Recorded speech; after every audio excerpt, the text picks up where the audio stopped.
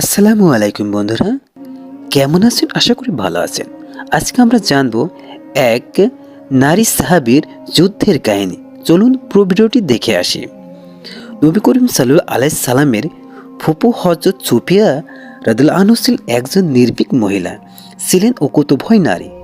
বীর যোদ্ধা হযরত হামজা রাদিয়াল্লাহু আনহু ছিলেন তার সহোদর ভাই। ঐতিহাসিক খন্দক যুদ্ধে যে শক্তি ও সাহসিকতার পরিচয় দিয়েছিলেন, তিনি তা কিয়ামত পর্যন্ত আগত নারীদের জন্য প্রেরণার উৎস হয়ে থাকবে।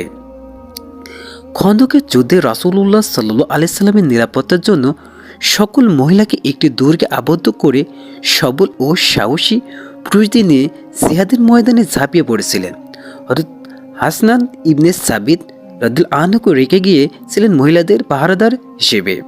ইসলামের চির দুশমন ইহুদি গোষ্ঠী সংবাদ জানতে পেরে গভীর ষড়যন্ত্রে মেতে উঠল। ভাবল মুসলিম মেয়েদের হত্যা ও নাস্তানাবুদ করা এই তো সুযোগ, এই সুযোগ কিছুতে হাতছাড়া করা যায় না। মহিলাদের উপর কখন কিরূপ আক্রমণ করা যায় এ নিয়েই তার পরামর্শ করল। সিদ্ধান্ত হলো দুর্গের অনতি দূরে আমরা শিবির স্থাপন করব এবং এ বিষয়ে আরও নিশ্চিত হওয়ার জন্য পর্যবেক্ষক হিসেবে একজন লোক পাঠাবো। সিদ্ধান্ত মোতাবেক তারা একদল সৈন্য নিয়ে মহিলাদের দুর্গের কাছে এসে শিবির স্থাপন করলো এবং একজনকে পরিস্থিতি পর্যবেক্ষণের জন্য গুপ্তচর হিসেবে পাঠালো। তাকে বলে দিল তুমি যে কোনো উপায় এই খবর নিয়ে ফিরে আসবে যে দুর্গে শুধু মহিলারাই আছে নাকি সঙ্গে পুরুষ লোকও আছে। মুসলিম মেয়েদের মাঝে হযরত সুফিয়া রাদিয়াল্লাহু আনহু ছিলেন। তিনি অত্যন্ত সচেতনভাবে সতর্ক দৃষ্টি ফেলছিলেন চতুর্দিকে। একসময় হঠাৎ তার দৃষ্টি আটকে গেল গুপ্তচরের প্রতি। তিনি দেখলেন ইহুদি গুপ্তচরটি অতি সংগোপনে ধীরে গতিতে দুর্গের দিকে এগিয়ে আসছে। শত্রু নিধন কিংবা শত্রু আক্রমণ থেকে বাঁচার জন্য শক্তির সাথে বুদ্ধির প্রয়োজন, তাই তা দেখা যায়। হযরত সুফিয়া রাদিয়াল্লাহু আনহা গুপ্তচর ইহুদিকে দেখে হইচই করলেন না, এমনকি ভয়ে ভীত হলেন না, বরং তিনি অত্যন্ত বুদ্ধিমত্তার সাথে হযরত হাসনান ইবনে সাবিত রাদিয়াল্লাহুকে বললেন, আপনি দ্রুত ওই গুপ্তচরকে আঘাত করুন। কিন্তু তিনি ছিলেন দুর্বলতার কারণে এ কাজে তার সাহস হলো না। তিনি বলতে লাগলেন, আরে আমার যদি এরূপ শক্তি সাহস থাকতো তবে আর আমি এখানে কেন? আমি তা হলে যুদ্ধের ময়দানে থাকতাম। এবার হযরত সুফিয়া রাদিয়াল্লাহু আনহা চিন্তা করলেন, দুর্গে যেহেতু হাসতে তো অন্য কোনো পুরুষ নেই, সুতরাং গুপ্তচরকে সমুচিত শাস্তি দেওয়ার দায়িত্ব আমাকেই বহন করতে হবে।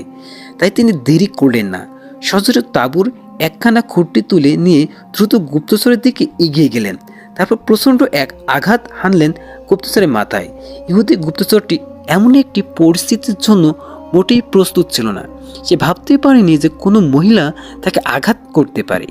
আঘাত খেয়ে গুপ্তচর ধরাশায়ী হলো, মাটিতে পড়ে ছটফট করতে লাগলো, মাথা ফেটে রক্ত বেরোতে লাগলো ফিনিক দিয়ে।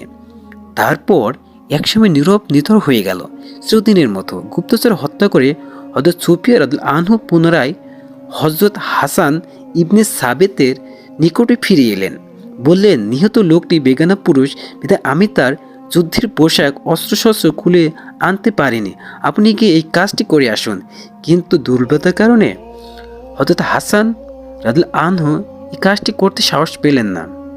অজ্ঞতা নিরুপায় হয়ে হযরত সুফিয়া রাদিয়াল্লাহু আনহা পুনরায় সেখানে গেলেন। অতঃপর ওই ইহুদি চোরের মাথা কেটে দেয়ালের উপর দিয়ে ইহুদি শিবিরে ভিতর নিক্ষেপ করলেন। হযরত সুফিয়া রাদিয়াল্লাহু আনহা এর উপস্থিতি বুদ্ধি ও সাহসিকতায় দারুণ কাজ হলো।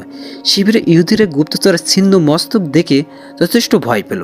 তারা ভাবল, নিশ্চয়ই দুর্গে অভ্যন্তরে মহিলারা এক নয়, তাদের সাথে পুরুষ যোদ্ধা রয়েছে। কারণ মহিলাদের পক্ষে একজন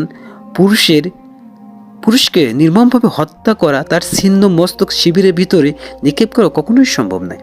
এই ভেবে তারা স্বতন্ত্র সকল চিন্তা বাদ দিয়ে যেদিকে পারল পালিয়ে প্রাণ বাঁচালো। ফলে মুসলিম মহিলারা একটি অত্যাবশ্যক হামলা থেকে বেঁচে গেলেন। আসসালামু আলাইকুম বন্ধুরা, ভালো লাগলে অবশ্যই শেয়ার করবেন।